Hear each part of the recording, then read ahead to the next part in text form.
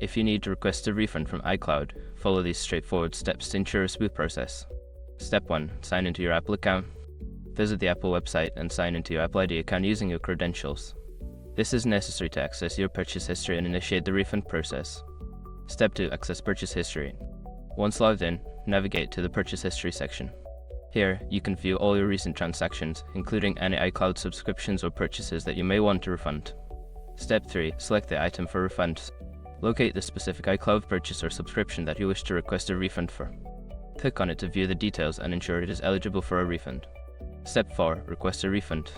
Look for the option to report a problem or request a refund.